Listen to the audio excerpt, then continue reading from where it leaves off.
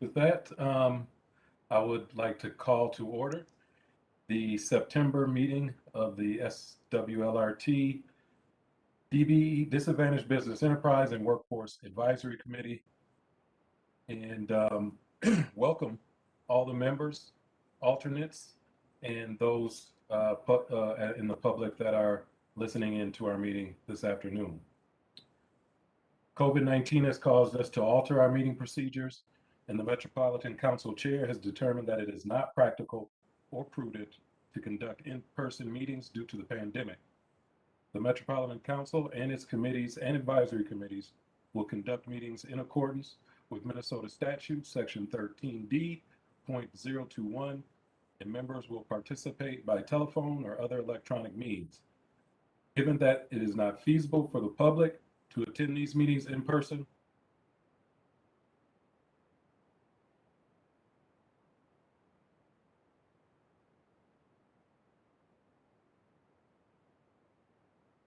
this meeting remotely via our website and YouTube. The public may also submit comments to public.info@metc.state.mn.us, and we will respond promptly. Just a few housekeeping reminders as well for this virtual meeting. Please mute yourself if you are not speaking. If you are having technical issues, let us know in the chat and we'll try to resolve them. Please close other teleconference applications, as we've learned that it improves the meeting audio and visual quality. The meeting is being recorded by the Metropolitan Council. Meeting handouts and presentation are posted on the project website, swlrt.org. With that, I will turn it over to my co-chair, Salima, to conduct the roll call. Thank you, Ashante. At this time, we will commence with the roll call. I have already identified many of us who are here, so I'm just going to go through who I see already. Barry, welcome. Gilbert, Marvin, Sheila, Julie. Wondering if anybody's here from Twin Cities Rise. Alex. Anybody here from Summit Academy? I see you, Mel. Anybody here from City of Minneapolis? I see you, John O'Phelan, Mary Schmidt, Barb and Kendra are both here. From Lunda, anybody here? Dale, Krista?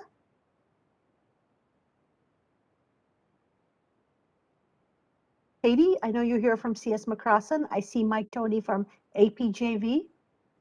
Elaine, Salima, and Brianne here from MDHR. I see Ashante, a co-chair, Sam, John, Eli. Anyone else from Met Council? I'm here too, Salima. I heard of, welcome, Mahad. And then we see Monica from Ellis Black. Anyone else here from Ellis Black? Okay.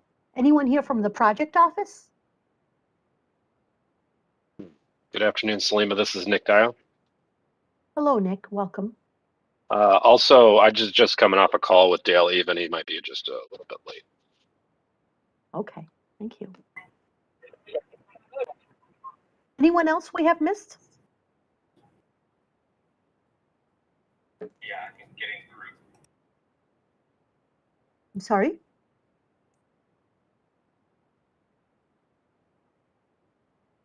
I think we have everybody, Ashantia. At this point, we will move over to, thank you, Elaine, for letting me know Leslie's here. Welcome, Leslie. Hi, everyone. Hi. Next, we're going to move over to our meeting minutes that have been provided, and they are in the handouts. If you have any edits to the meeting minutes, you could let us know by email or getting a hold of the co-chair so that we can make the corrections. And at this time, if there are no immediate corrections known, I will turn over to Barry, who's going to be presenting for Building Strong Communities today.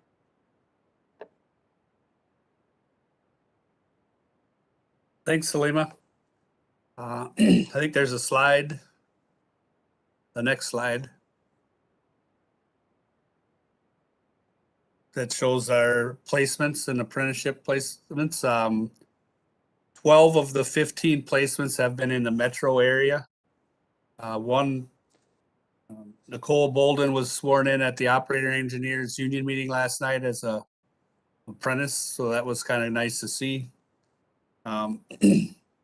Continue to work with the Duluth participants who are still seeking work. Any questions? I found out like 10 minutes ago that I was presenting, so bear with me. But yeah, so another big thing is on the next slide, the state building trades passed a resolution to take the Building Strong Communities under the wing of the statewide building trades instead of it has been housed at Minneapolis building trades. We had such a good success with the Duluth program that we're going to, we have a meeting with the city of Rochester to bring it to Rochester as well in 2022. So there'd be a cohort in the metro, one in Duluth, and one in Rochester. So there's a bit of flux to figure out how we're going to do all that for 2022. We're already getting into the time where we started to recruit, by the mid to end of October, we need to be recruiting for next year's group. So there's a lot that's going to happen in the next month and a half. So looking forward to that. And I guess I'll answer any questions if anyone has them.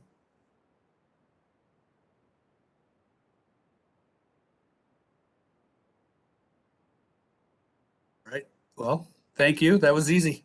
Thank you so much, Barry. Appreciate it. At this time, I'll turn it over to Ashanti. Thank you, Salima. Next on the agenda, we have Sam O'Connell to provide the Southwest Light Rail project update. All right. Good afternoon, everybody. This is Sam. Thanks for having me provide just a really quick update. I know we have a pretty extensive agenda, but just wanted to highlight one particular event that did happen for Southwest LRT.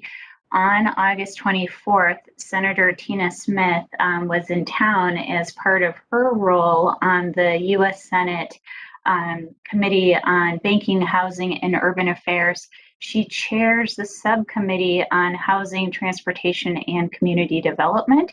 And Senator Smith held a hearing in Minnesota in the Twin Cities to talk about transit. And Metro Transit actually hosted her event, where folks from the community and also some of our policymakers provided an opportunity to talk about how important transit is to our region and what are some creative ideas that we have going on. So I just wanted to share a couple of photos from that event.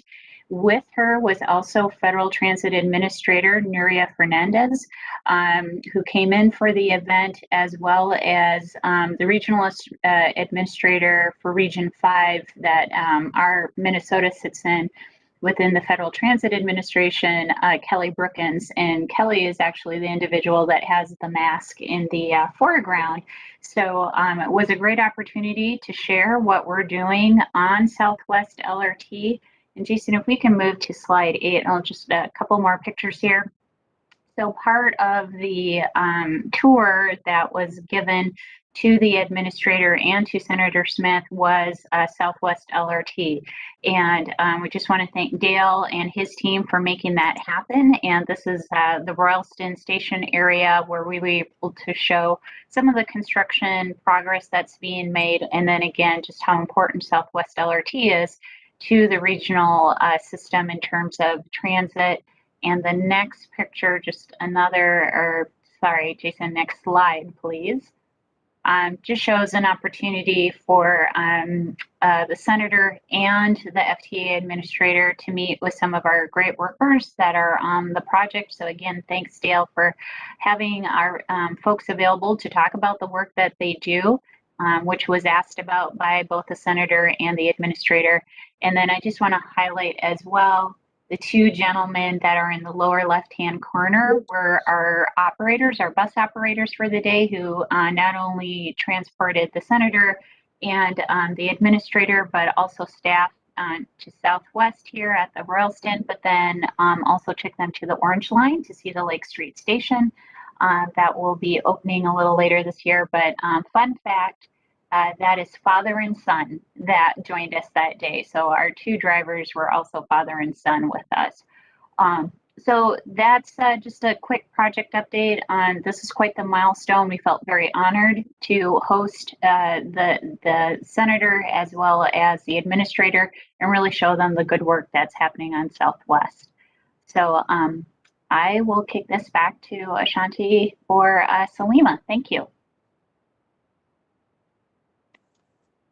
Thank you. Are there any questions for Sam? All right. All right, next we have John Tao to provide the DBE Achievement Report. Hey everybody. So slide number 11 here, and this is the construction contracts as of July 31st. As you can see, all of the contracts are continuing to exceed their goals currently based on what's been billed to date. And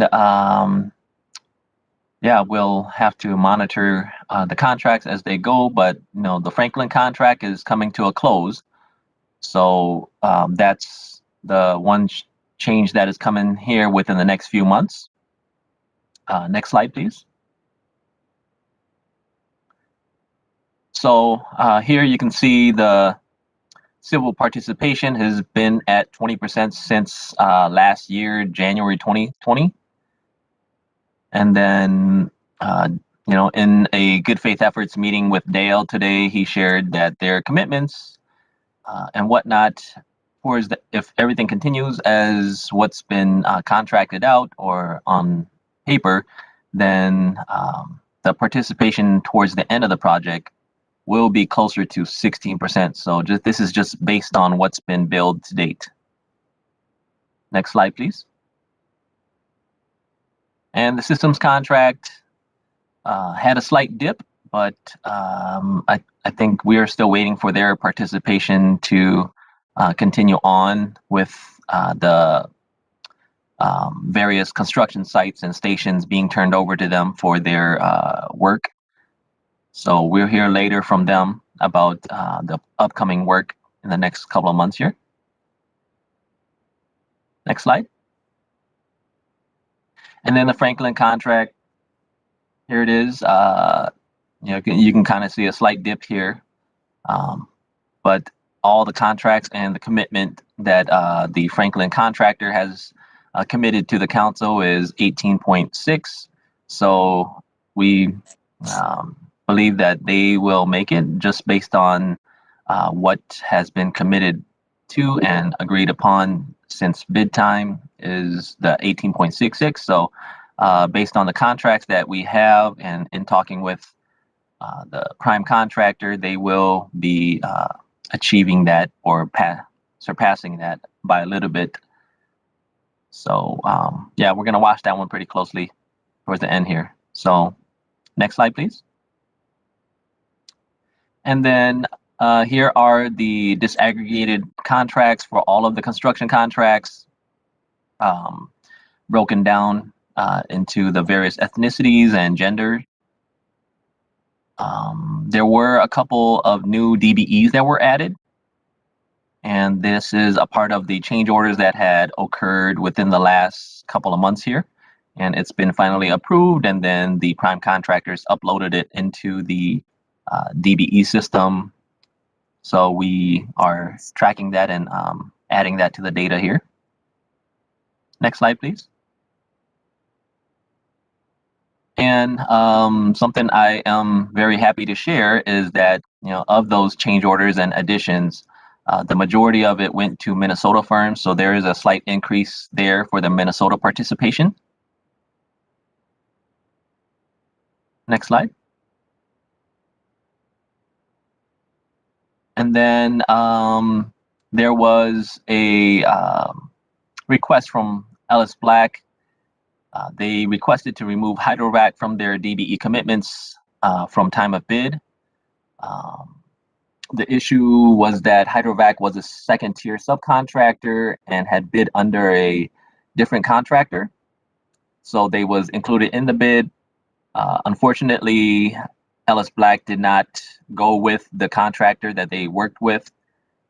And then during the meetings that happened afterwards with Ellis Black, OEO met with Ellis Black and confirmed that Hydrovac was a DBE that they are committed to. And I think that there was some confusion because of the similar names to the other Hydrovac type of firm that is doing hydro excavation. So they assumed that that was the same business. So in previous DBE progress reports, you may have seen the Hydrovac had billed, and that was an error on Ellis Black's part. So we got a little bit more clarity of that in the past couple of months here and clarified it. Unfortunately, due to the time that had lapsed and the work had been completed by a non-DBE firm, there was no opportunity to include Hydrovac. So at that time, we spoke with Ellis Black and documented the reasons why, and Ellis Black was transparent about what occurred, and they committed to doing good faith efforts. So as a part of that, what they were able to do is include Hydrovac in some work that had occurred just this month. So they were out there this past week, and we were able to get out there and meet up with Hydrovac and document their participation on site. The good faith efforts is going to continue to move forward. If there is any more work for Hydrovac to participate, Ellis Black is going to commit to working with them to find opportunities. But it's just something that we want to stay on top of, and I believe that we met with them and confirmed with them at the pre-con. OEO also reached out to Hydrovac at the pre-con meeting, and somebody from their team had expressed that they were going to be attending or was going to have one of their staff attend. So we assumed that that was the case. Unfortunately, this was something that just kind of got lost in the shuffle of things. So that is the last slide for the DBE portion of this. And now I'll turn it over to Ashanti. Thanks, John. Are there any questions for John relative to the DBE achievement reporting?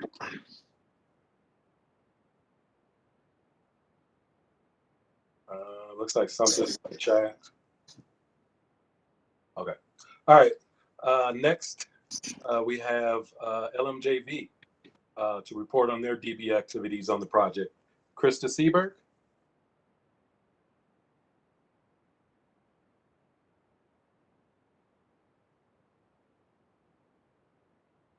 Is Dale here Krista instead? is unable Ashanti? to attend today. She Oh. had a personal appointment she had to attend to, so I will pick up here for this. For the most part, on the Southwest Light Rail DBE participation, there's no major changes month over month. If we go to the next slide,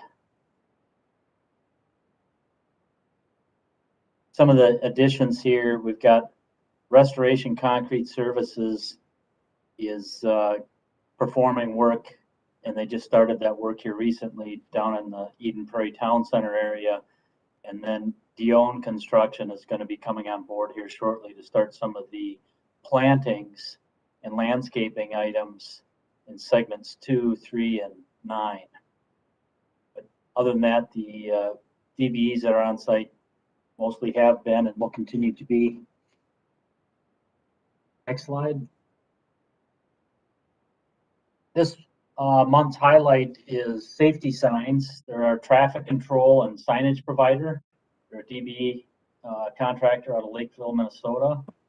At a base contract value with us of $6.4 million, Contract changes to date amount to 1.9 million, so a new contract value of about $8.3 million to date. And as you can see, there's a quote from myself, but safety signs really has been an integral part of the success of this project. Their staff are very service oriented, whether it's our issue or something for the council. They get after it, they get it done. They're a good project partner. Next slide. Owner changes to date is 151 million. The DBE change orders as part of that $151 million of change is about 14 million. So just under 10% in participation in the change orders for DBEs. Next slide.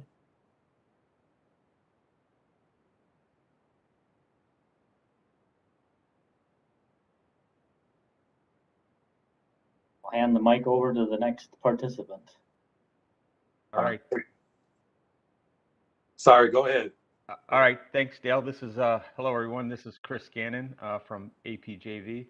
I'm the project manager for the systems project. So not a whole lot of new info here, just kind of a continuation from the last month. So we have Gunner is doing the communications junction boxes at a couple stations, West 21st Street and Southwest Station. And also in August and continuing into September, October, hopefully into November, where we got started on the traction power foundations for the substations. We're starting at 303 this week, and then after we're done with that, we'll move on to 307. That's going to involve Dione, Bald Eagle, Moltron, Meyer doing trucking, and then IMO with the pre-section. Slide, please. So for our change orders through early August, we're just over 9 million change orders. The big one for us was the storage change order for material storage that Gunner is part of. It's part of the 1.4 for there that we have change orders to Gunner. And also Generation Cable is a big participant in change orders. Overall, we're just under 18%. And the job to date participation that John had mentioned earlier.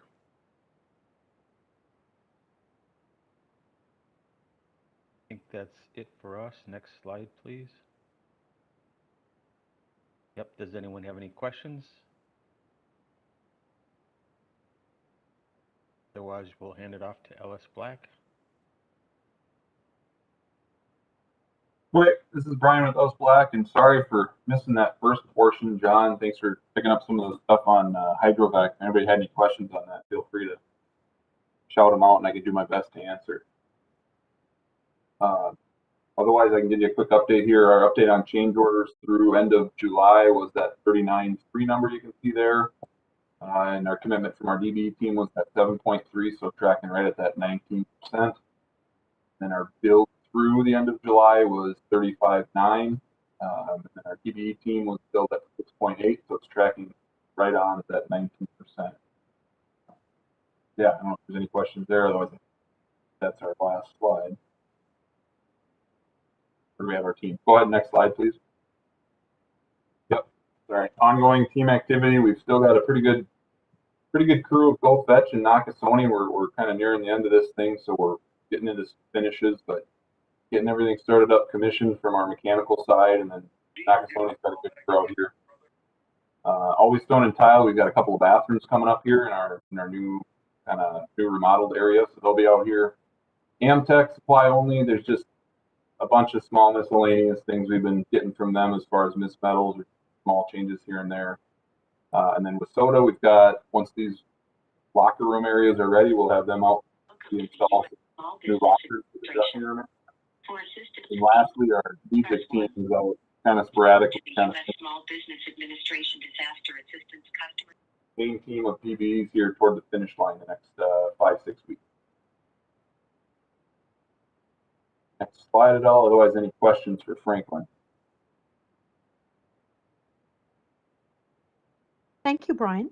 We'll now move over to the workforce participation report. Elaine?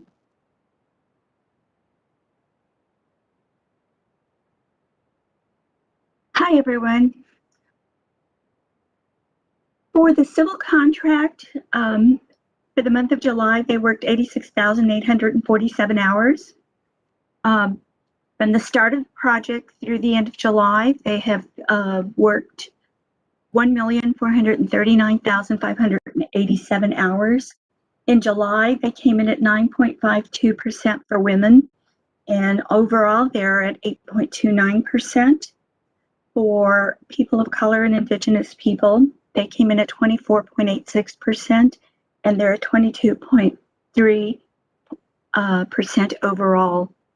1.14% of the hours in July were unspecified, and they have 0.52% since the start of the project that are unspecified. Excuse me. Next slide, please. So the breakdown came in at unspecified 1.14%, as I said. For white women, it was 5,729 hours, or 6.6%.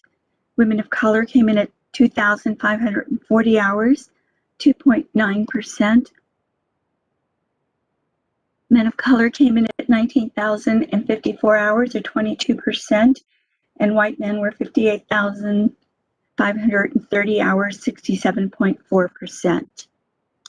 Next slide, please. So cumulatively, women have worked 119,299 hours. That comes in at 8.29%. And as I said, they were, for the month of July, came in at 9.52%. So there is a steady increase in their participation. Next slide, please. For people of color, they've logged 321,063 hours, and they're at 22.3% overall. As I said, they're 24.86% in July, almost 25%, which is really good. Next slide, please. On the trucking that's being counted, MBE has worked 23,852 hours. ZTS has worked 4,164 hours. Rock on Trucks has worked 709 hours. Next slide, please. I'm going to turn this over to my colleague, Brianne Lucio. Hi, thanks, Elaine. So this month we're going to be highlighting the disaggregated data percentages for July, as well as project to date for the civil workforce participation. For the month of July, we do have Hispanic Latino at 12%, Native American, employees who identified as Native American at 3%.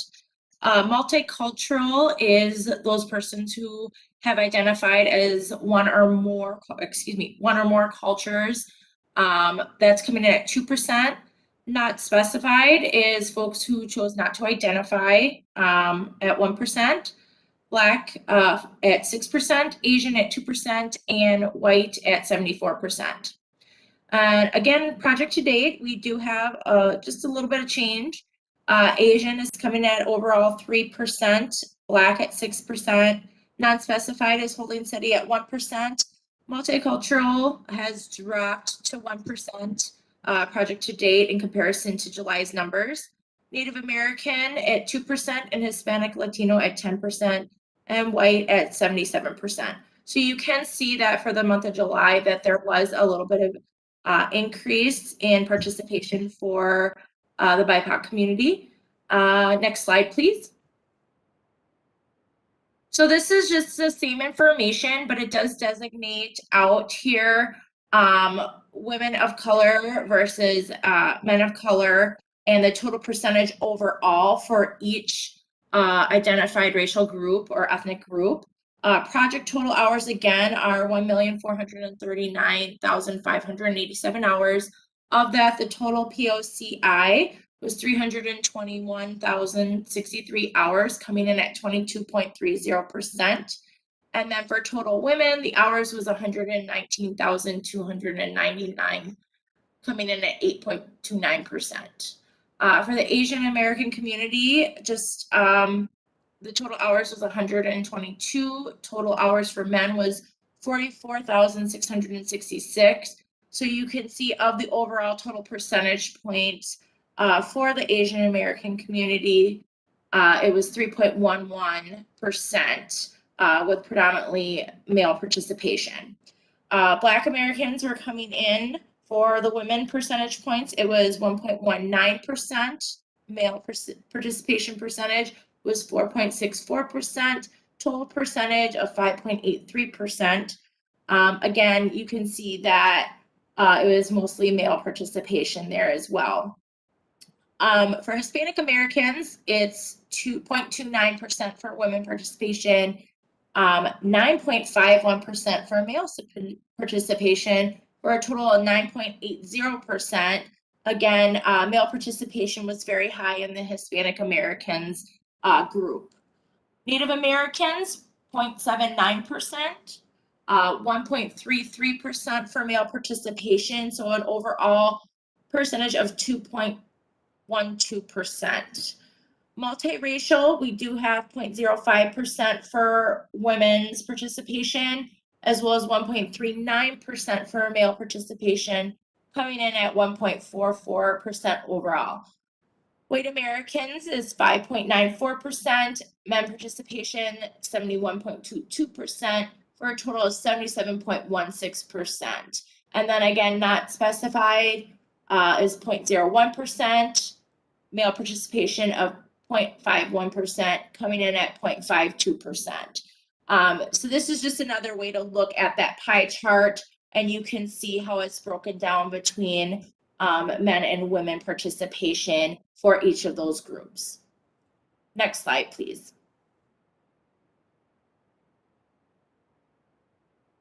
So I will pass this back to my colleague Elaine Valadez to go over the system's workforce participation percentages. Thank you. Thank you, Brianne. For the systems contract for July, they worked 248 hours. Since the start of their work, they've only worked 635 hours. In the month of July, they came in at 13.71% for women, and they're at 17.48% overall. For POCI, they came in at 26.61% for July, and they're at 27.56% overall. They have 0 unspecified hours. Next slide, please.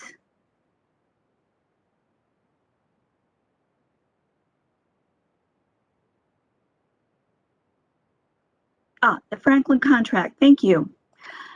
In July, they logged in 5,097 hours, and they've worked 83,901 hours since the start of their work.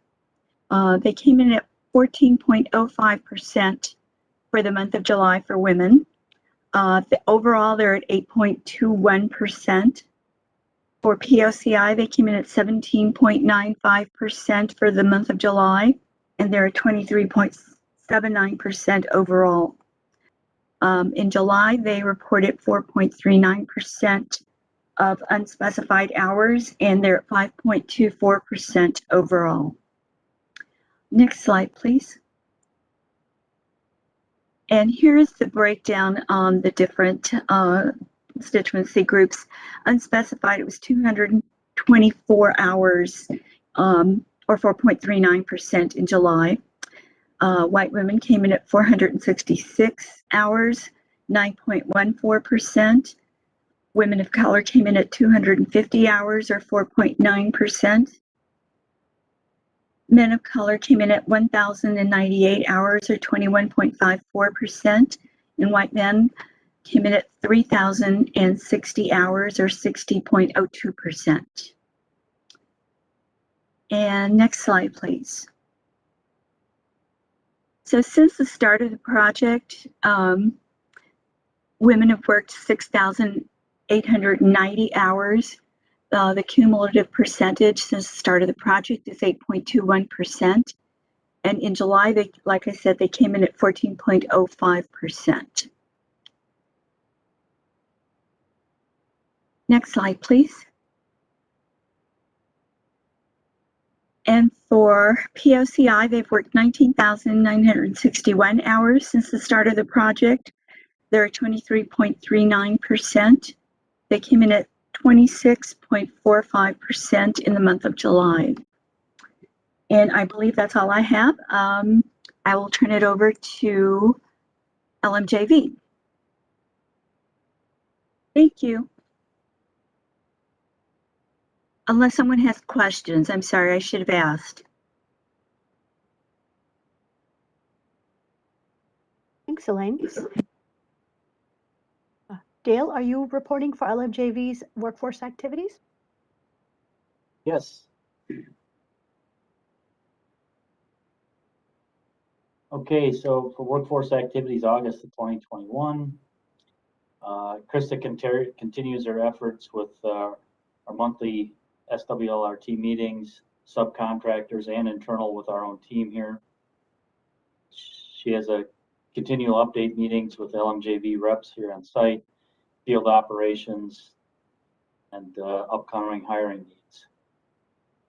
Also meeting with the different entities on the project, LMJV, the systems and maintenance facilities contracts, workforce teams, reach out to project outreach events. Also meeting with Met Council and the MDHR on their second site visit last month. And then her ongoing work with Dunwoody regarding outreach events, timelines, and the event goals. Next slide.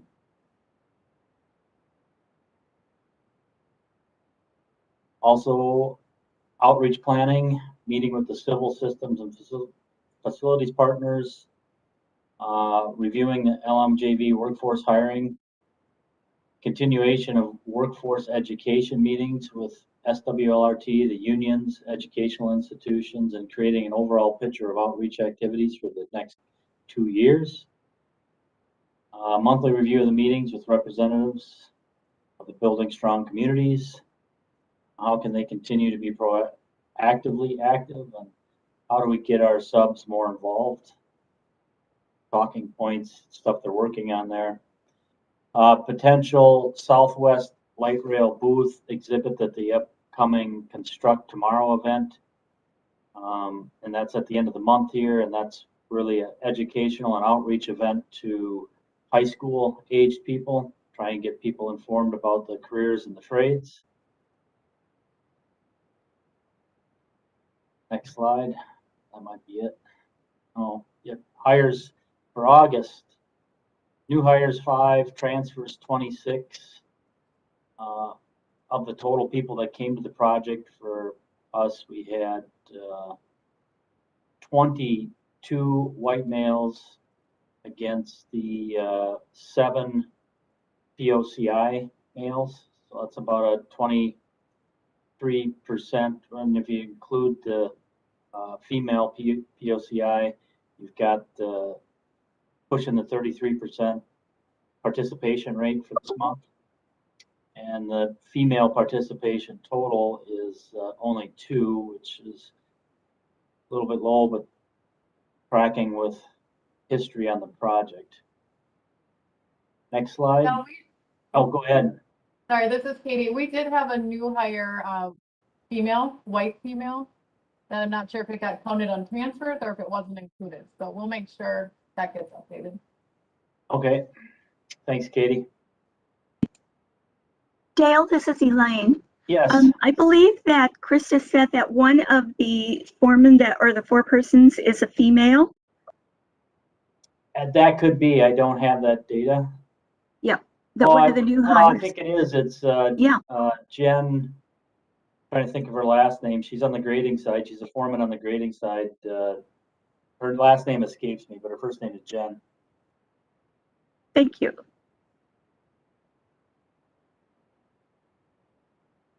Next slide. Thank you, Dale. Any questions for LMJV on their workforce activities?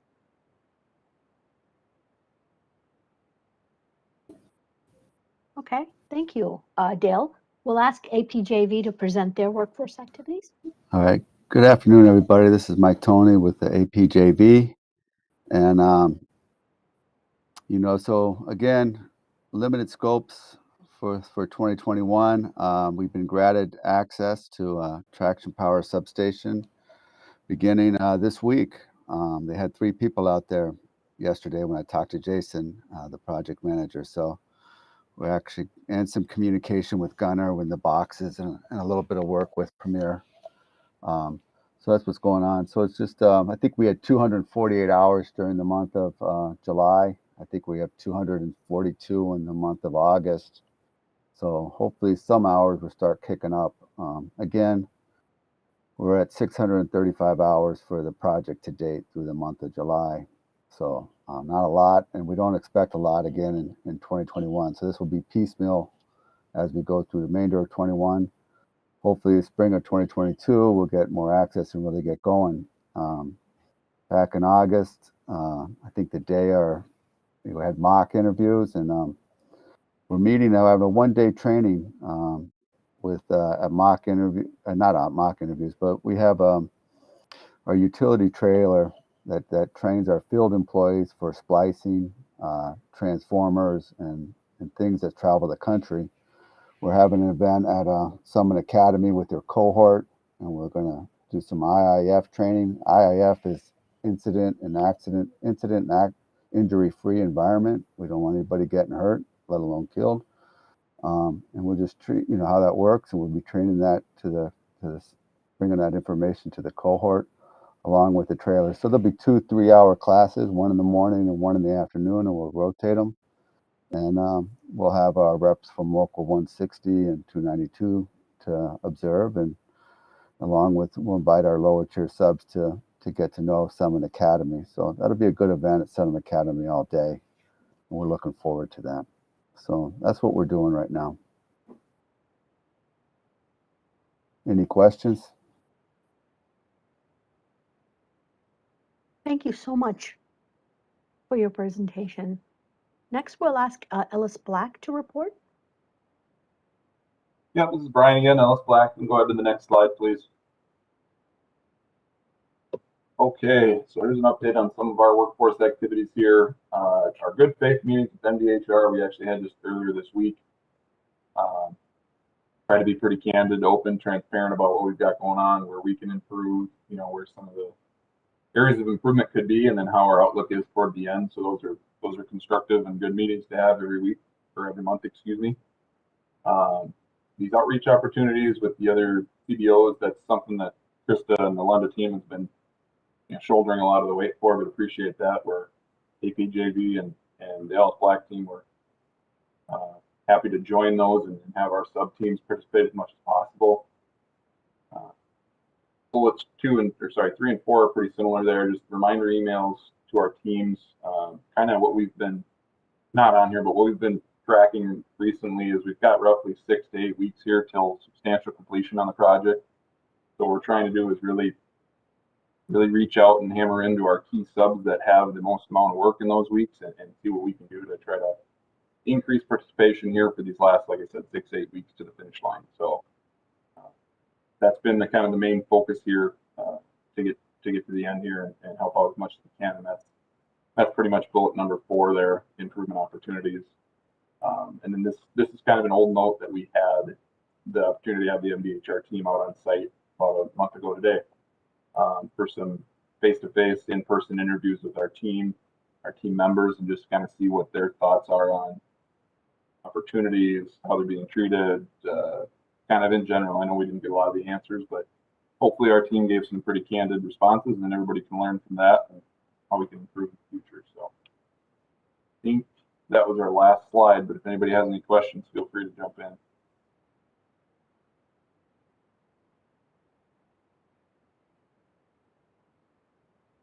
Okay, Thank you thanks. so much, Brian. We appreciate it. Are there any questions in general on the workforce activities? Otherwise, we will be moving on to our next.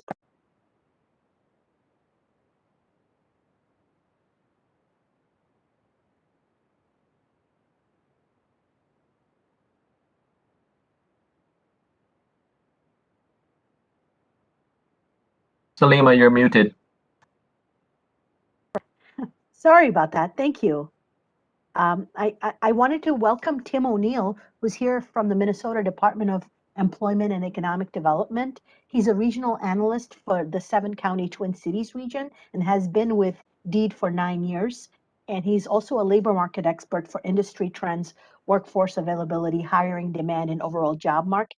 And we have invited him to share information about the construction industry, the data that they know, and we're especially interested now that we're transitioning out of how COVID has affected it or not affected it. So thank you, Tim, so much for joining us. And please go ahead and get started. Thanks, Salima. Hopefully you can all hear me all right. As the introductions on, yeah, Tim O'Neill from the Minnesota Department of Employment and Economic Development. I cover the 7-county metro area, so Anoka, Carver, Dakota, Hennepin, Ramsey, Scott, and Washington counties. If you need any sort of labor market information, reach out to me. I've got my contact information in these slides, and then you can find all of our labor market information online at mn.gov/deed. And so we can help out. We've got a lot of information, just kind of a quick overview of our office, community development, workforce development, trade and export office. We have a lot of resources and data that you can check out. Other experts beyond, myself, for instance, as a regional labor market analyst. We have workforce strategy consultants. We have business development managers, employer engagement specialists. We have small business assistance centers and development centers. The career force locations, of course. So there's just a lot of resources and experts, whether you're a job seeker, career seeker looking to find that next job, transition into that next job, or kind of just move along into the labor market with whatever challenges you might have, or if you're an employer or business that's looking to expand or relocate or find assistance in other means, in other ways. So definitely check out the DEED website. It's almost overwhelming how much information we have and how many resources we have.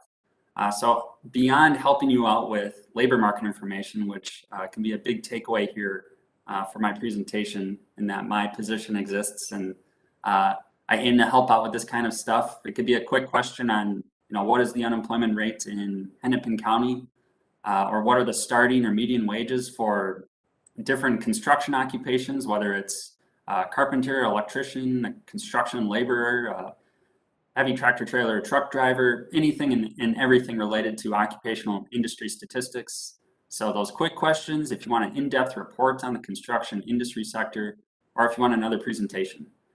So I can help out with that, but kind of going back to what I was saying before, I can also be a relay if you're looking for other information to other parts of DEED or even other departments within the state of Minnesota. So that's kind of my quick introduction to the office. I did set a timer. I saw, John, I've got maybe a few more minutes that I can eat up, but I did set a timer because things can get long-winded if you've seen me present before. It's weird. I was a history major. I don't know why I look at statistics all day for 9 years in a row. I guess that's my life now. But it's good to have a timer. So we'll have some time for questions maybe at the end here. Now I'm going to get off to the next. You can kind of see the outline of what I'll go over. It's kind of a teaser for just the information that we do have available. And I will apologize right now. I did to John and Salima and everybody that was helping me out with this presentation, signing me up for it. I kind of put a ton of statistics in my slides. It's kind of for my benefit and for yours too when you're looking at them later, but I apologize if it's just way too much information.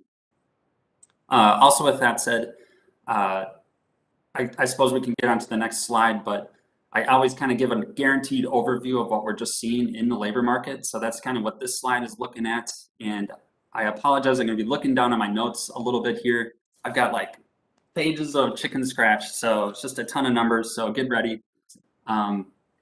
If we're looking at the most recent statistics, I don't know how many of you check out the monthly employment releases through the Bureau of Labor Statistics. Our Labor Market Information Office works in concert with the BLS. So the cool thing about that is, when you're looking at overall employment trends or unemployment statistics, whether it's for construction or the total of all industries or whatever it may be, the methodology that we use is the same that the Bureau of Labor Statistics uses. So you can compare how we're doing in Minnesota to the United States. You can compare how we're doing to other states. And then you can also, the coolest thing, I suppose, is you can zoom down to local regions, including the 7-county metro, the 16-county Minneapolis-St. Paul metropolitan statistical area, the counties, and sometimes even with some of the data, you can get down to city level, zip code level, you name it. So with that, I'll just give a brief overview on what we're seeing in the labor market though. If you did check out the August numbers, and kind of it's exciting because we just released Minnesota August numbers this morning at 10 o'clock. So I'll give you a quick overview of what we're seeing there. But at the national level, 235,000 jobs gained overall in August. So a little bit slower than we've seen overall so far in 2021, as the nation has averaged 586,000 jobs gained per month so far.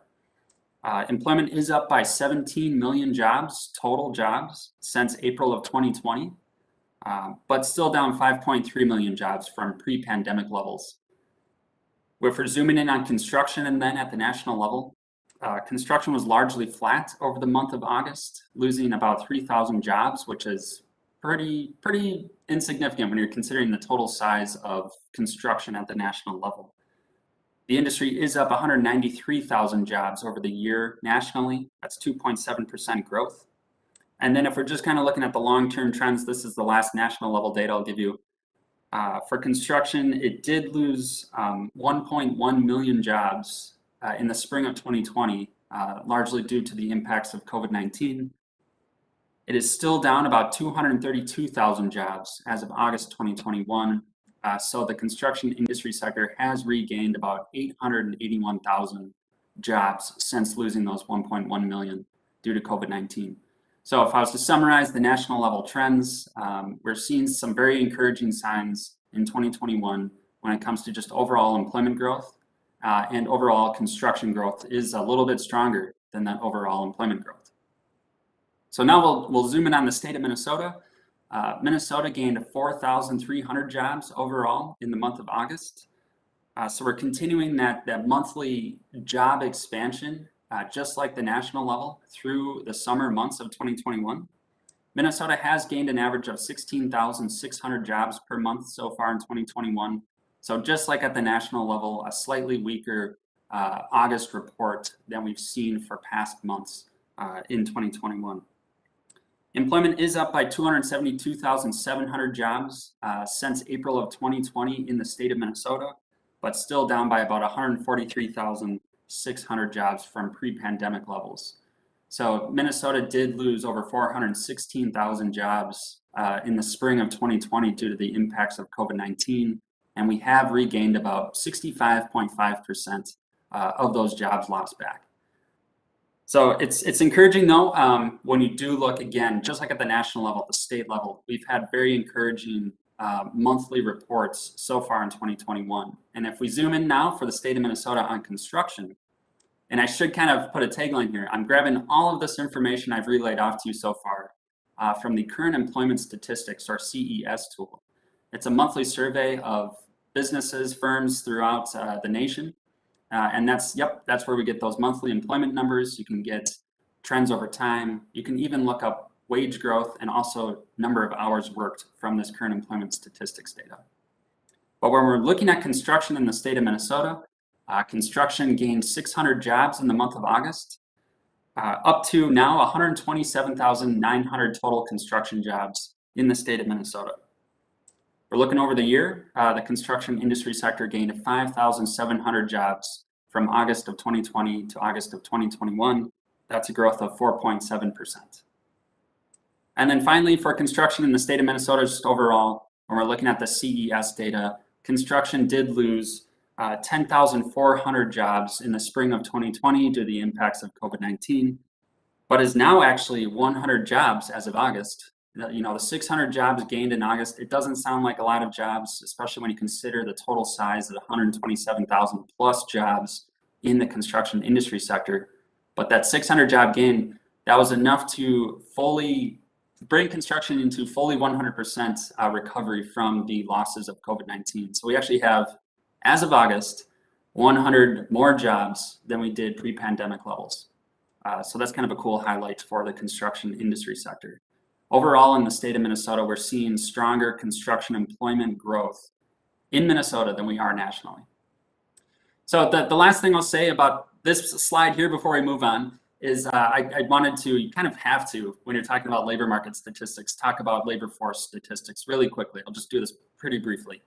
But labor force statistics, you know, that includes the unemployment rate, it includes the number of unemployed persons, it includes total employed persons, and then when you include the number of employed and unemployed, that's where you get that total labor force size, which is the black line represented in this graph here. So the main takeaways from this graph, though, I would say one, down to, well, 3.9% as of July. It's actually at 3.8% in August. I didn't get a chance to update this graph here, but we ticked down 1/10 of a percentage point in August to 3.8% unemployment rate. And that represents about 115,000 unemployed Minnesotans that are actively looking for work. That is down from a very high peak of 11.3% at the height of the COVID-19 recession in April of 2020, which represented about 350,000 unemployed Minnesotans. And it is still slightly higher than the very low unemployment we saw, you know, between 3 and 3.2, 3.3% before the COVID-19 hit, which represented around 95,000 to 100,000 unemployed Minnesotans. So we're a little bit above pre-pandemic levels of unemployment as of August of 2021, but significantly down from the height of the COVID-19 pandemic. The one thing to remark, though, another takeaway from this slide, probably the last one I'll say about it, is what are we measuring when we're talking about unemployment? And this is kind of getting to, you know, if you're in the construction industry sector, if you're a firm, a business, and you're looking for workers and you're having trouble finding workers, this is getting to that point of, yes, unemployment is low, but what we're measuring is significantly different than what we were measuring before COVID-19 hit.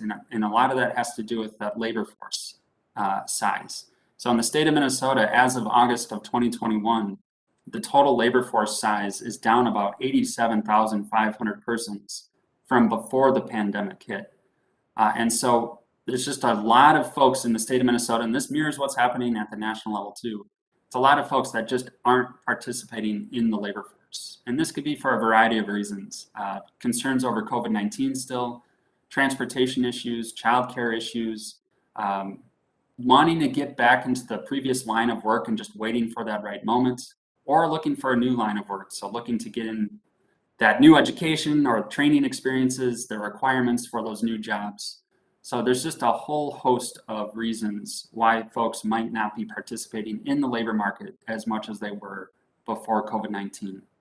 Of course, a lot of questions come up when I bring this up about the impact of unemployment insurance benefits expiring, the extended benefits expiring at the beginning of this month here around Labor Day weekend. We still have yet to kind of get the data on that and see what kind of impact that has. So reach out to the office, reach out to me if you want to look into that going forward. So that's kind of the overview. I apologize, I'm already like 20 or 10 minutes into this. So if we go to the next slide though, get rid of these overview on the labor market. This slide has way too much information on it, but I think it's for your benefit. This is now, we're moving away from current employment statistics, that monthly survey of employment trends, and the labor force statistics I was showing you. That's from our local area unemployment statistics. That's also based off of a monthly household survey. The data we are now looking at, and you can see it in the upper right, is the quarterly census of employment and wages. So this is pretty powerful data. If you haven't checked it out before, definitely check it out. Reach out to me if you need any help with it. But this is data that every employer in the state of Minnesota is required to report if they're under the unemployment insurance program.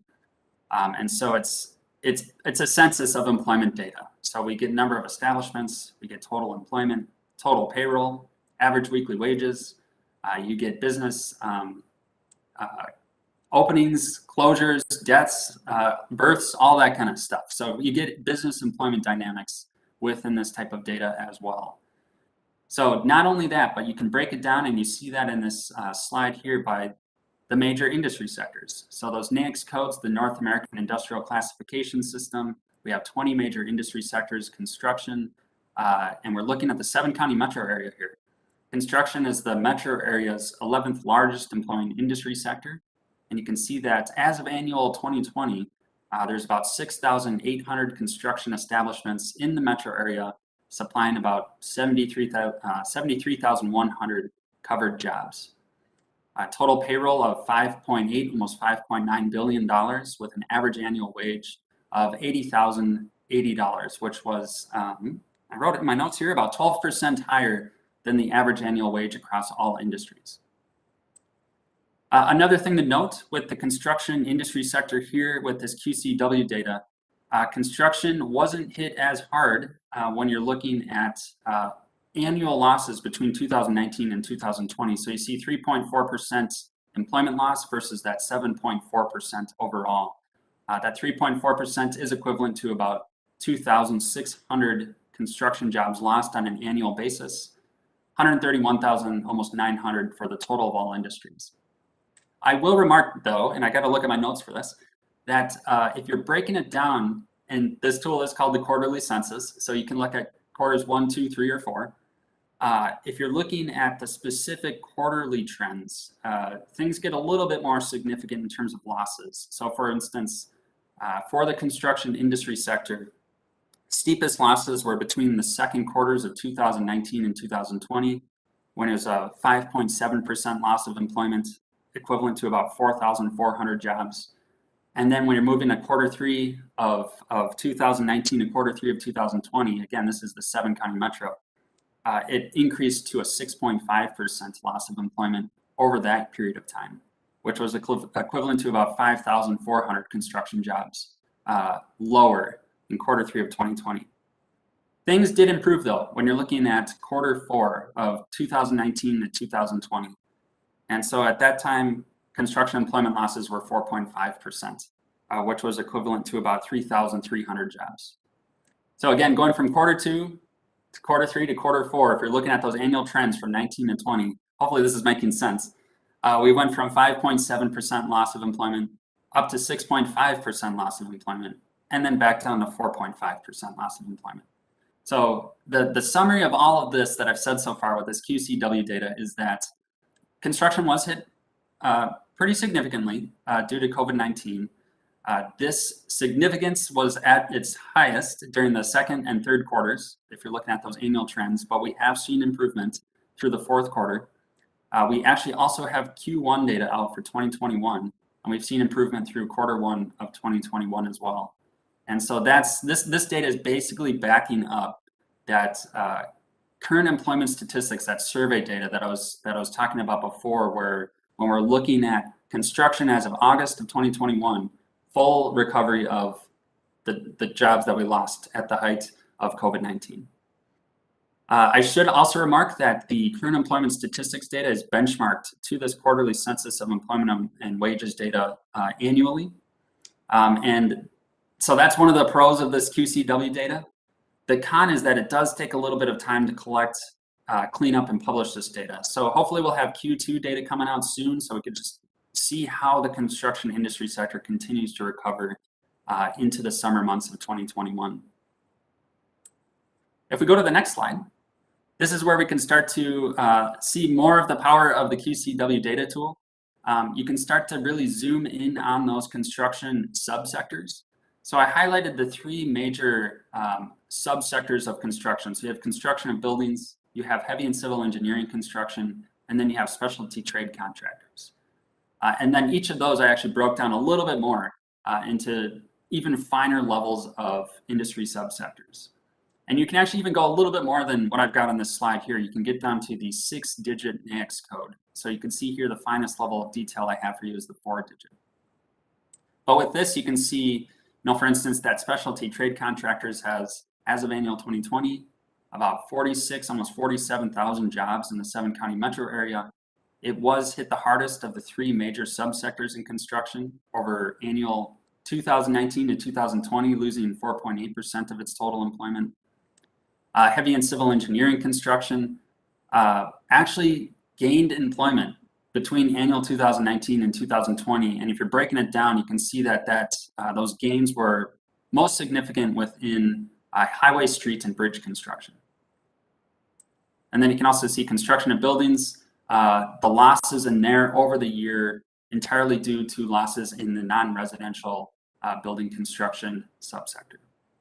So with this slide, you can see again for those specific subsectors, the number of establishments, total employment in the 7-county metro, total payroll, and average annual wages. And once again, when we're looking at these average annual wages, and I'll kind of talk about this in later slides, but I'm stealing some thunder right now. With these higher average annual wages, it's one of those things that when we're looking at kind of the disconnects between job seekers and then workforce demand in the labor market today in the 7-county metro area of the state of Minnesota, this is definitely one of the strengths of the construction industry sector to draw workers in. So hopefully that happens going forward even more so, showing that these are excellent occupations, excellent careers that are available, have excellent career ladders, and that you can get into these jobs relatively quickly when you're looking at, not needing, for instance, 4-year degrees or higher for many of these jobs. So looking at creative ways to get into the construction industry sector too, whether it's apprenticeships or otherwise, and then looking at the wages and looking at the opportunities. So this is a teaser of some of the ways that you can use this QCW data beyond just looking at what are the historical trends in our regions. I will say finally that I didn't put it down in the slide here, but the construction industry sector did grow by 23% in terms of total employment in the 5 years leading up to the COVID-19 pandemic.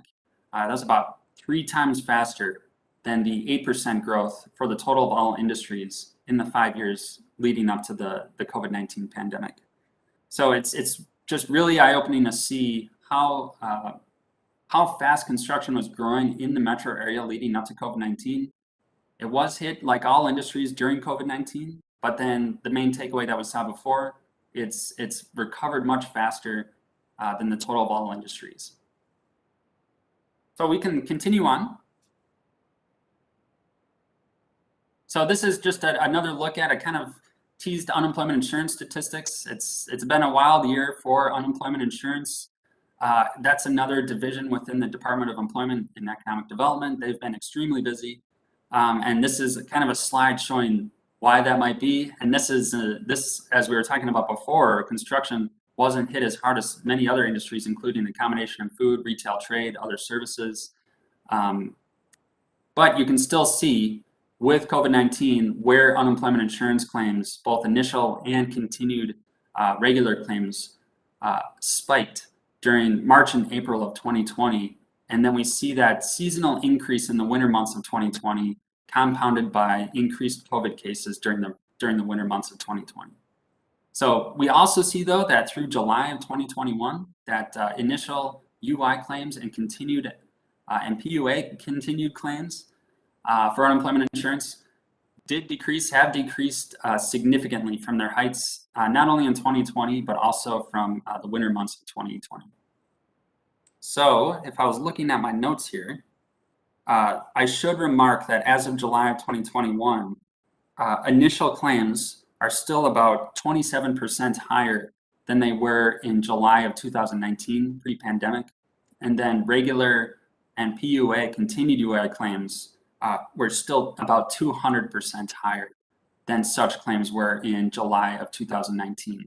So we're not out of the woods yet. I've talked about how construction has been stronger in the state of Minnesota than it has nationally. I've talked about how construction has recovered faster in the state of Minnesota than the total of all industries.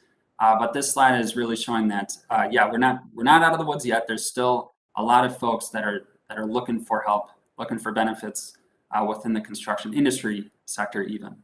So we'll continue to keep an eye on these claims, especially now that those extended claims have expired as of Labor Day weekend. So going forward, I think I've got like 10 minutes left. Other interesting data that you can look into, and this is kind of related to a lot of the information that I've seen many of you present on today. So this is kind of interesting where you can kind of get a benchmark for the construction industry sector overall. And now we're looking at the Minneapolis-St. Paul Metropolitan Statistical Area. And I should remark, this is only the Minnesota part of the Minneapolis-St. Paul MSA. Interesting enough, there's actually 2 counties within the Minneapolis-St. Paul MSA, that 16 county region that are in the state of Wisconsin, St. Croix and Pierce counties. And a lot of those have to do with, you know, those MSAs commuting patterns. So we're looking at people that are commuting in, commuting out, and that's basically what labor market areas are all about. You know, where are workers living? Where are they working? So now we're looking at this 14 county Minneapolis-St. Paul MSA. This slide is looking at the most recent data from the Quarterly Workforce Indicators, or QWI tool. And this is from the Local Employer Household Dynamics, LEHD data. There's a couple of other really neat data tools that they have. It's a part of the Census Bureau. And so this data is actually combining quarterly census of employment and wages data that all the states collect and hand off to the Bureau of Labor Statistics, and then it's combined with census data. So we can kind of look at employment by race, by ethnicity, by gender, by educational attainment, all of that stuff. And it's really overwhelming, really cool, powerful data. So I definitely highly recommend checking out the QWI Explorer data tool when you've got a slow day at work or something like that. So this is looking at overall. You can see that it's probably no surprise for all those that are in construction here, or just you guys talk about construction a lot, but you can see that construction does have overall a lower share of workers that are younger. In this case, the QWI tool does go down to 14, but between 14 and 24, and it does have a lower share of workers that are above 55. So the highest share of workers in construction, 71.4% overall, are between the ages of 25 and 54, and that is compared to 64, where did I put that? 64.9% for the total of all workers in the Minneapolis MSA being between 25 and 54. So there's about a 6 percentage point difference in just that kind of prime working age group being within construction versus every other industry sector. I should also remark though that there's still about 19%, so 1 in 5 workers in the construction industry sector overall that are 55 years of age and older. So just something to keep in mind. If you go on to the next slide, we're moving on from those age statistics then to gender statistics. So share of males and share of females in, I put at the very top the total of all industries for kind of a base look. So about half and half, which makes sense. And then looking at the construction industry sector along with those more in-depth construction subsectors. So I should have bolded these, but yeah, construction of buildings, heavy and civil engineering construction, and then specialty trade contractors. I would probably bold those ones in that list on the left there for being those more major subsectors. And then there's just a couple of other more in-depth industries within this chart. But it's pretty eye-opening to see just the share of workers that are male versus female, looking at, again, the total of all construction workers in these different industry sectors. I should remark, I think I put it down here. Yep. I've got some cool notes for trends though. Overall female employment in construction is up about 70% since 2010. And that's compared to about 53% for male construction workers. And of course that makes sense when you've got a smaller share of workers that are actually female construction workers, but it's still encouraging to see that increase is higher for female construction workers. That's since 2010. And then looking more recently, since 2015, the share of female construction workers has increased by about 26% in the Minneapolis MSA, and that's compared to about 11% for male construction workers. So encouraging to see those trends when we're looking at diversifying the construction industry sector. If we go to the next slide then, Finally, we're looking at one more aspect of the quarterly workforce indicators data tool. You can break down total employment then by race and ethnicity. So you can see here when we're looking at the overall look of construction, about 93.3% of the total construction workers in the Minneapolis-St. Paul MSA are white construction workers. And then you can see about 2.6% are Black or African American construction workers. And then you can see, for instance, that 5.1% are reporting as Hispanic or Latino. And that does go past 100%, as when we're looking at this data, those reporting as Hispanic or Latino can also report as being of any other race. So white, Black or African American, Asian or other Pacific Islander, 2 or more races, or American Indian and Alaska Native. Like when we're looking at gender, I've got a couple of fast facts here that are pretty cool. For instance, when we're looking at those share of construction workers reporting as Black or African American within the Minneapolis MSA, that has increased by 173% since 2010.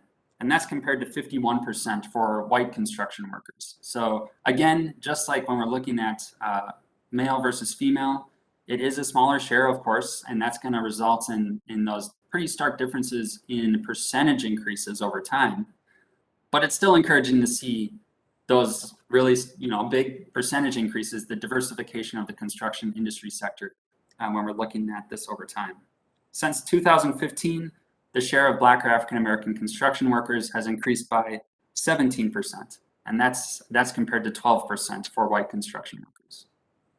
I'll give one more example here, 2 more examples. When we're looking at Asian or other Pacific Islander construction workers, it's increased by 185%, those share of workers since 2010, and it's increased by 57% since 2015.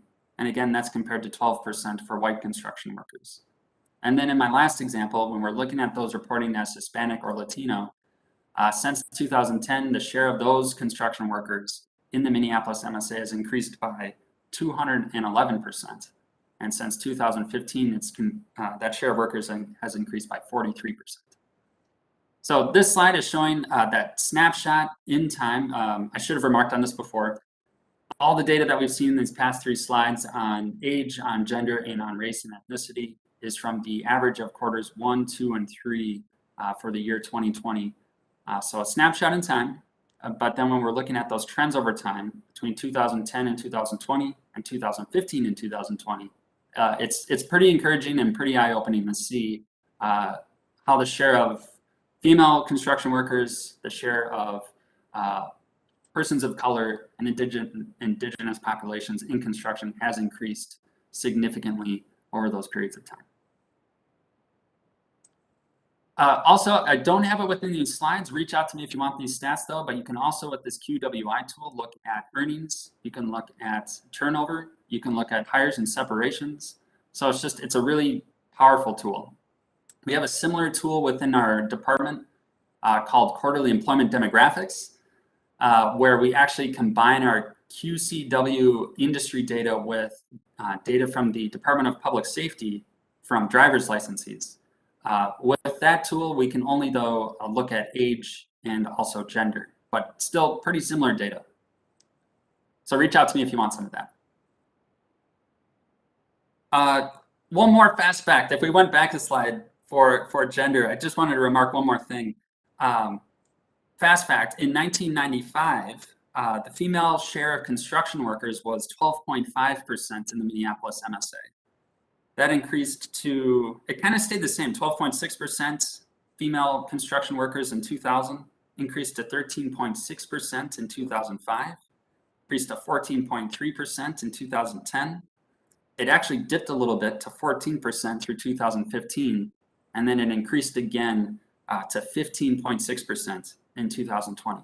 So you can go back in time pretty far through, at least about 1995. So now we can move on. My timer has 2 minutes. With our JVS data, this is a pretty cool tool that we have where we're surveying employers throughout the state of Minnesota, about 10,000 every second and fourth quarter. And we're not only getting the hiring demand, but the characteristics of that hiring demand. We are currently only through the fourth quarter of 2020, but we should have the second quarter of 2021 coming out within the next couple of weeks. So get excited for that. Reach out to me for learning more about that data when it comes out. Oh, cool. Thanks, Lena. But yes, you can definitely see how COVID-19 has impacted hiring across the construction industry sector. This is for the state of Minnesota. But you can see that it actually held pretty steady through the second quarter of 2020. So that's pretty interesting. It only dropped by about 6% through that time from the second quarter of 2019. So hiring remained pretty high, pretty strong, despite the impacts of COVID-19 in the summer months of 2020. It did dip by about 47% though, between the fourth quarters of 2019 and the fourth quarter of 2020. So it'll be really interesting and eye-opening to see how that might rebound through the second quarter of 2021, especially as if you checked out presentations or articles from the Minneapolis Federal Reserve, one of their big takeaways is that hiring demand remains strong through the construction industry sector through the summer months of 2021. So I would anticipate hiring demand, the number of vacancies, to climb right back up with the release of Q2 data. If we go to the next slide, where's that timer? So just the couple of slides that I've got here are just looking at a teaser of some of those construction vacancy characteristics. So just some of the takeaways are that, for quarter four, quarter two, generally construction vacancies, a much higher share of full-time work. There is a higher share of work that does require related work experience, 1 year's plus experience, than across any other industry sector. This makes sense when we're looking at the jobs within construction and the tasks and responsibilities and duties required of these types of occupations. Slightly higher share of required certificates or licenses. Many times this might be driver's licenses or OSHA or hazmat or things like that that are required in different types of construction occupations. A big takeaway though is also that the median wage offers, for instance, you see here quarter four of 2020, $24, just over $24 for that median wage offer, quite a bit higher than 1 year previous, quarter four of 2019. So that might have to do with, we're looking for workers, sometimes we can't find them. So wages, we have seen wages climb pretty significantly across all industries, including construction, since 2019 especially, and also since 2018 especially, and also since 2019. Oh yes, so with that, I had a fast fact here for you. The median wage offer for construction is, as of quarter four of 2020, 45% higher than the median wage offer across all industries at $16.59. The other interesting thing here that I didn't put in here is our department has a cost of living calculator. It's not poverty living, it's not middle class living, it's a cost of living for a basic needs budget for health and safety. And so you can break that cost of living down for individuals, for family sizes, all that kind of stuff, different geographies. And a takeaway here is that these median wage offers, and of course the median wages overall for construction, definitely meet and exceed those cost of living within the state of Minnesota, within the metro area. So you can go to the next slide. That's the Q2 data. So check that out later. And then you can also go to the next slide.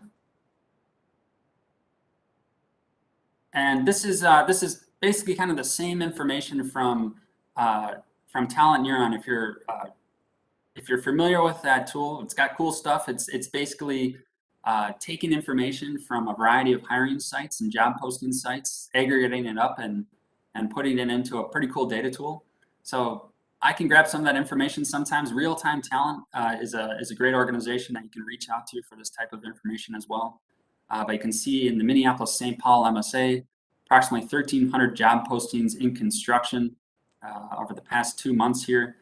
And you can see the breakdown by occupation. You can see the breakdown by skills that construction firms are looking for, top certifications. And so definitely reach out to me or those folks at Real-Time Talent if you're interested in more of this type of data. And with that, we can go on to the next slide. The last remaining slides that I have for you today are actually, I grabbed them from, and I would highly encourage you to check these out, from the Minneapolis Federal Reserve. You can see that some of those things are actually missing. Saw that before I did this presentation. So some of the other concerns that, or obstacles that employers or job seekers are running into beyond concerns over COVID-19, lack of opportunities in career fields, teleworking options, and qualifications are also lower pay at available jobs, level of education and training, and lack of transportation. So some of those are going to be challenges, I would suppose, and you might run into these too if you're a construction firm looking to hire folks. You know, when you're looking at transportation, or if you're looking at lack of teleworking options, if childcare comes into the mix for workers looking for work. But some of these other ones, for instance, available jobs, and then also pay, as we've seen before, these are those things that construction can really tout as this is an excellent industry sector. We're a growing industry sector. There's a lot of opportunities, whether it's with the Southwest Light Rail line or other areas of construction in the Twin Cities metro area that are available for workers if they're looking to get back into the labor market. The next slide kind of looks at those same things for factors that job seekers are looking for. So you can take a look at those if you're a construction hiring firm, HR, things like that. This isn't super related to what's going on in construction, but just a couple of other takeaways on just what the labor market, how it's doing with COVID-19, how it continues to do in the summer months and as we enter the fall months of 2021. And then the last slide I've got from the Minneapolis Federal Reserve. This is also kind of, I suppose, a good thing for construction. You can see that a lot of job seekers are looking for full-time work. And as we saw before with those vacancies, a higher share of construction vacancies are actually for full-time work. The challenge might be the temporary seasonality of such job postings, of course. But this is another thing that construction firms can tout as, hey, check us out. We've got excellent opportunities. So with that, I'll end on, well, two more things. One is I just actually saw a presentation from Ron Wirtz at the Minneapolis Federal Reserve. If you didn't check that out, you can check it out at their website. I think they'll have it posted soon. But some of the takeaways, and I'm sure you guys are running into this too, the three big things that he got from the survey of construction firms across the 9th district was that they're running into delays, persistent delays, and they have seen that those delays are starting to continue to be more of a problem as we continue through 2021. Interestingly enough, though, project cancellations aren't becoming quite significant yet, so that's a good thing. Another thing, labor constraints and labor availability. We're reverted quickly back to a tight labor market within the state of Minnesota and the 7-county metro area. So labor availability is definitely another huge thing that construction firms are dealing with. And then finally, you've probably had these conversations too, or at least talked about them in your own time, but supply chain disruptions and then the high cost for materials, which can result in higher wages. Well, wages also rising, but can also kind of dampen the demand for labor for construction projects going forward. The interesting thing though, so definitely check these out. Ron Wirtz is definitely more of an expert on talking about these surveys that they've done, but the last takeaway that I mainly got from them, despite these challenges in the labor market, construction firms still largely optimistic for the 6-month outlook. So that's a good thing when we're looking at construction, and they're still hiring activity is still going up. So that's a good thing.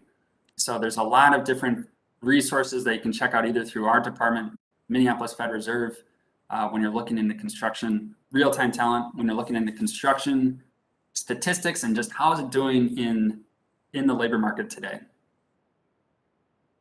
Do I have more slides? Oh, and then finally, the last thing, I apologize for, it got long-winded. I said I wouldn't do that. But if you go to the next slide, if you're in construction, if you're in HR, or if you're just looking to talk to students or job seekers or just anybody that you think might be interested in construction, or if you're looking at your own jobs within your own company, you can look at our occupational employment and wage statistics, our OEWS tool, online, and it's a survey that we do of employers across the state of Minnesota getting estimated employment for over 800 occupations, along with that specific wage data, so hourly wages. So We're getting 10th, 25th, 50th at median wage, 75th and 90th percentile wages. And I just put a couple of examples here for construction occupations. With the final line there on the right, 7-county metro area, 10-year employment projections. We will be updating those projections very soon. So stay tuned for that. I think that is everything. The last slide there is just some contact information, not only for me, but reach out to the rest of the office if you have any questions, or just check out the Main Deed website for all the other resources like I mentioned before, the business development managers, workforce strategy consultants, employer engagement specialists, small business development centers, so on and so forth. So with that, I'll conclude, and if there's any questions, I can take questions if there's time. Thank you. Thank you so much, Tim. That was fantastic. And there was a request in the chat that there's a lot of interest in the data involving the growth of women and people of color, BIPOC communities from the different years that you said and the rise of them vis-a-vis counterparts. And so if those slides ever become, if you're ever able to get your hands on those slides, we would love to be able to share them as handouts with our team. Sure and thing. We just wanted to remind everybody that the slides that Tim were presented today are already in the PowerPoint slides that were emailed to everybody. So you already have these slides with you, but if anybody cannot locate them, just let us know and we'll send it to you again. Perfect. But are you okay with taking some questions? Yep. And, if there's any, before we get to maybe any possible questions with that, you're talking about the QWI data, looking at, women in construction or looking at populations of color. That could be an idea. I do these monthly blogs. I don't know how many people check them out. It's like 4 people, I think. But reach out to me if you have any ideas that you want me to look into. That could be a possible idea for me, going forward, looking at construction, employment trends by demographics. So maybe I'll just do that. I do have manufacturing month coming up, so that one's covered, and then veterans month for November, but possibly December I'll look into this. But if you want that data more, if you want it sooner, I can help you out with a customized report. Thank you, Tim. That's wonderful. We want to open it up to our advisory for questions.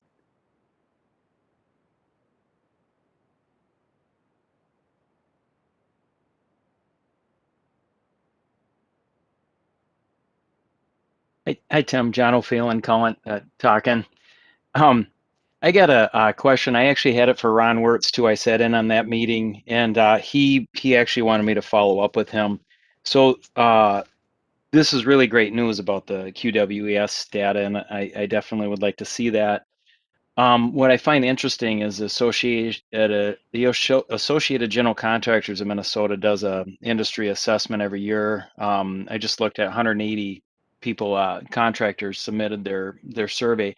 I've monitored that for 10 years, and the themes that I get out of it is contractors can't find workers. And then you go to one area, and the survey was redone about 3-4 years ago to add the JATCs and community-based training organizations. Like, where do you find your labor? And 35% of them don't even use the JATCs. 65% don't use community-based organizations, and 69% don't use technical colleges. I just switched that around. And then, so I find it interesting because the supply pool is, I think, it doesn't turn up in our data. I think there's more of a supply side than we realize. I'm not saying that we can fill every position, but it's interesting to see where contractors go to find workers and where workers are being trained. And there's a dichotomy there that has not been yet mended. And so I just want to point it out because I think it's a data flaw. And I think it's worth us addressing when you have 180 contractors telling you that they're not going to community-based organizations, technical colleges, or even 30% not even using their own union hall, which they actually pay the union hall, the union contractors, to train those workers. So they're part of a training committee, a curriculum committee, everything. So they're the ones who they come right out of the employer's paycheck as well as the employees. So just want to make a comment, something that I think we should always note, and then hopefully one day we can get to the point where we understand that supply side better. Yeah, definitely. Thanks, John. Mary Schmidt has her hand up. Hey, thanks, Tim. Nice for you to join us today. I was wondering, and maybe if I follow up with you, you can give more insight on this, but I'd be curious about the size of the construction contractors, the employers who were both laying off in our industry over the last 2 years, and then those that were hiring again. I'd be especially curious to see sort of the size of those establishments, were they the larger ones or were they smaller ones? Because, just sort of in general, a lot of small businesses were really hurt significantly during COVID. So it'd be interesting to see when it came to the layoffs and the rehiring, where that was happening. Yeah, I'm just wondering if you might have some insight on that if I follow up with you. Yeah. Yeah, I'll see if I can grab some information about that. We actually, one of our analysts, Mustafa Hamida, actually just wrote a pretty large article on the impacts of COVID on different sized firms and establishments. And seeing that overall, it was like mid-sized firms and establishments that were hit the hardest. Those between, I believe it was 10 and 49 employees. And of course, when you're thinking overall, that's like the size of most restaurants. But I'll reach out to him and see if he actually broke that information down by industry sector, so we could see, like, for instance, construction. I think that would almost exactly go at your question there.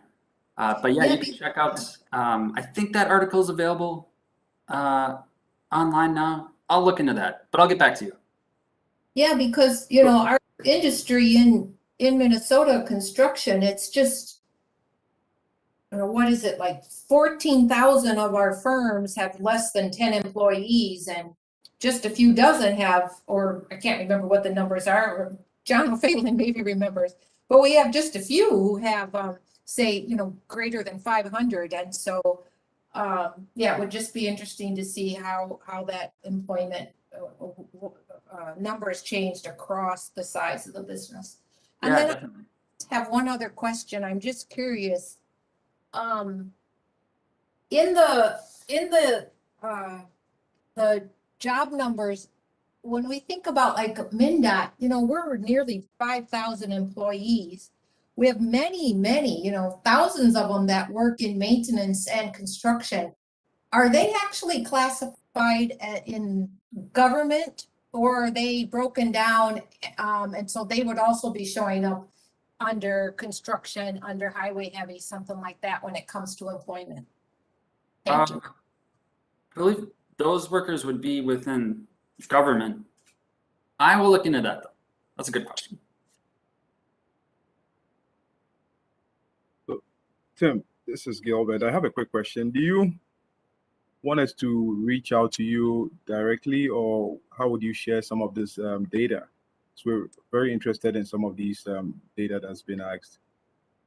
Yeah, I think Salima was saying that these slides are part of the current slide deck, so you've got access to that. And then yeah, you can reach out to me anytime. I'll put my email in the chat here. So Thank you. you. Can shoot me an email anytime. Yeah. And Okay. Gilbert, the agenda that we sent out today, John included a PDF of all the slides for today. Okay, So that's the Salima, ones you thank saw you. today you have. Right, right. And Tim, as soon as you get us the new ones, our meetings are held on the third Thursday of the month. So whenever you have an opportunity, we can include it as a handout.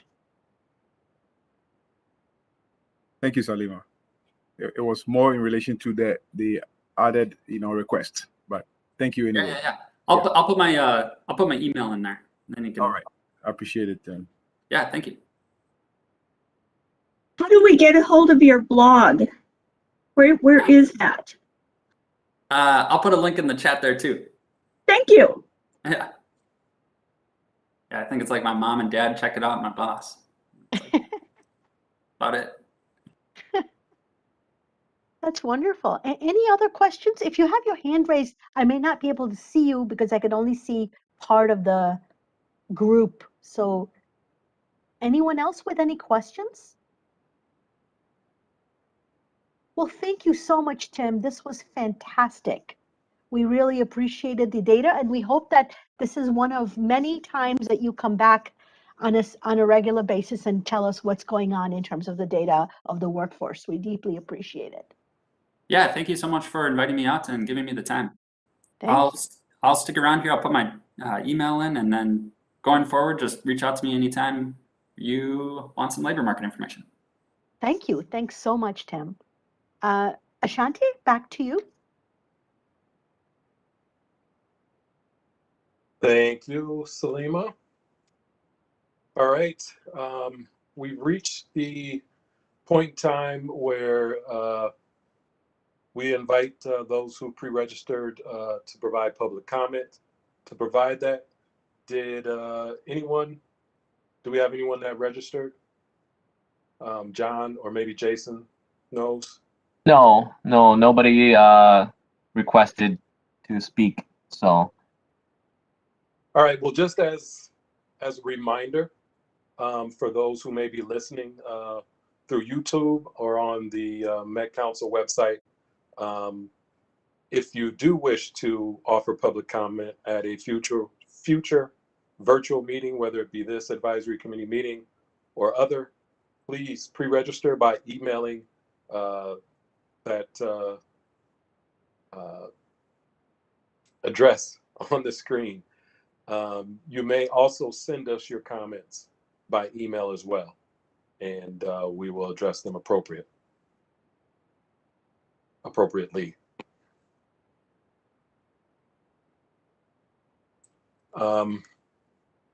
With that, Ashanti? yes, go ahead. This is Barb Lau.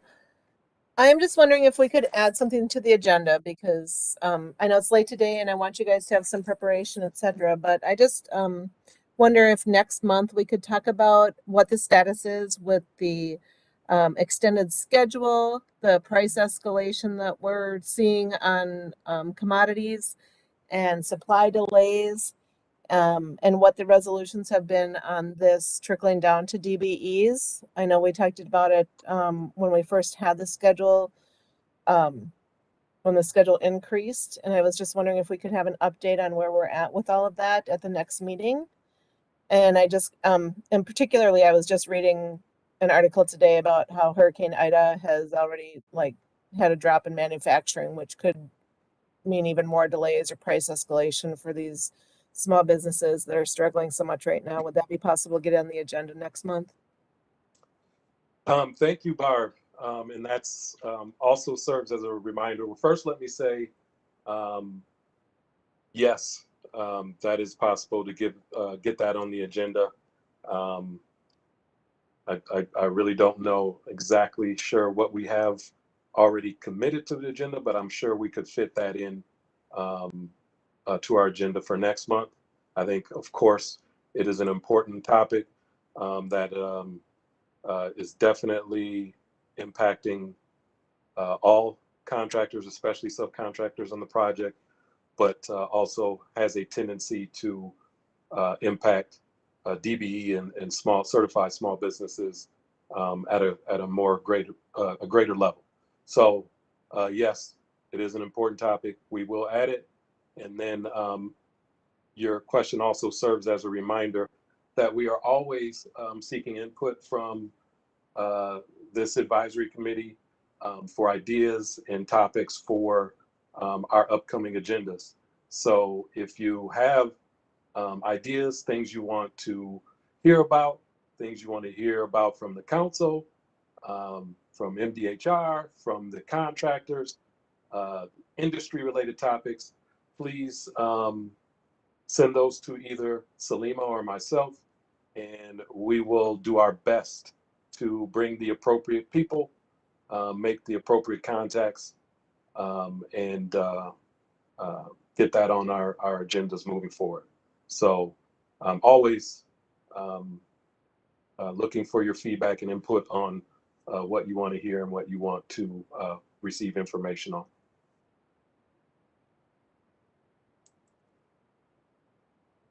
Are there any other questions from committee members before we go?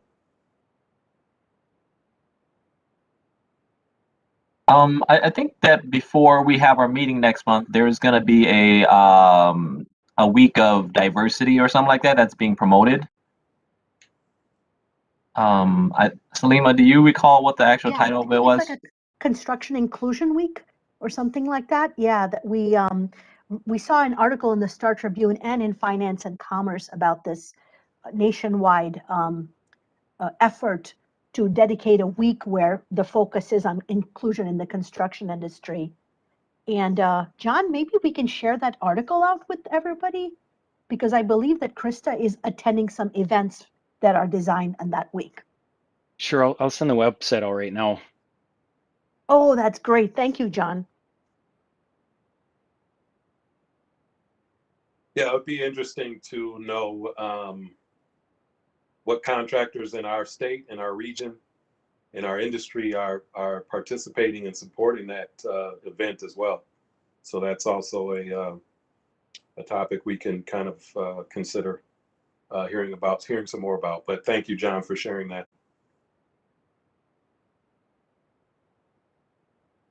I'm really interested, this is Monica, in learning more around the DEI space when it comes to construction. So I'm new to the construction industry, so I'll be learning from a lot of you folks. I came from Best Buy. I was there for 16 years, and we've done a lot in this space. And so I'm really excited to see what's happening in the industry, and then also be a part of the story and helping grow the DEI work in construction. So if anyone knows of any events that are happening locally, or how we can get involved, or how I can get involved, and would love to connect with whomever in the group to get started. So thank you. And thank you, Monica. Welcome. And I'm sure that you'll probably receive a lot of comments in the chat and communication from this group. This is a really good group, knowledgeable, active, and willing to share that information. So I'm sure folks will follow up with you. Can somebody refresh my memory? Who's Monica with again? I am the new HR director over at LS Black. So I'm new to the organization. I started on March 31st, and so I work with Brian Leach over at Franklin. So yeah. Again, new to construction, new to the industry, came 16 years out of retail in the HR space, and I'm excited to be here. So, and I'll take all of the chat advice or emails you guys have for me. So thank you all. Monica, this is Barb Lau. It looks like you're on the roster to attend our event Saturday. So it's a crowded room, but have have Emily introduce you to me. And then we can meet face to face. Yeah, I'll be there with Emily and Vicky. So it'll be an exciting event. We're all excited to join.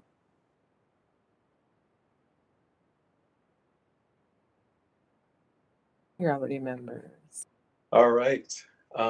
Any other questions, comments?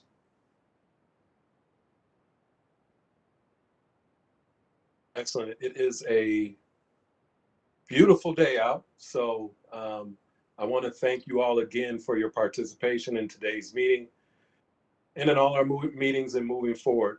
Our next meeting will be held on Thursday, October 21st. And as always, please stay connected via our construction updates, social media, and through our project website. Also, you can also connect with me or any of our project staff here at the council and within our light rail unit specifically. With that, I will adjourn this meeting.